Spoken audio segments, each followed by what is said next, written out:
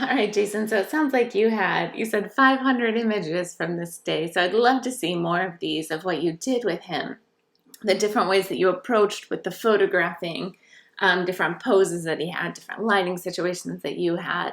Because I think it would be valuable if you're thinking of kind of starting over on your project, which is a huge thing to do at this point. But you're in 275, so you have two classes that you can be working on this. But if you are shooting him, and this is going to be your new project, showing maybe more than one image of him in the same place might work better. Maybe he's in two different outfits and you're showing two different sides of his personality. Something like that to fill this out, because just shooting every week to fill out this portfolio probably is not going to be enough. The images that you turned in last week too, being outdoors, those sort of images could be incorporated in this. These images could still be incorporated in this series.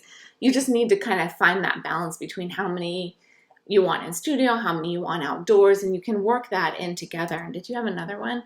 Yeah, a couple more that you could use.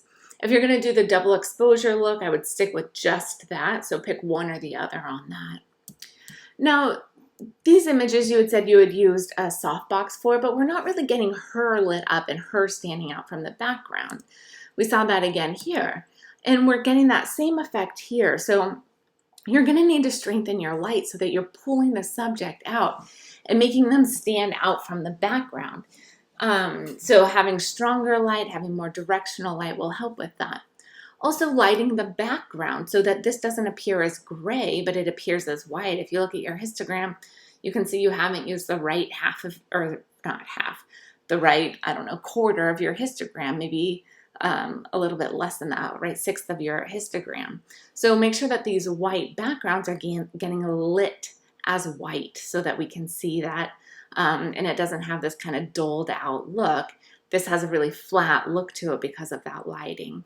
So adding more light and lighting the background, I think, will really help. I can see the softbox in his eye, so I know that you're lighting this. I have no doubt about that, but we need it to be a little bit more intense to create that separation. You can see how this is all just kind of this muddy in between. We're not having that pop that we're looking for with these images. So creating that separation, lighting the background, lighting him a little bit more strongly to create that separation between the two is really going to be important for these images.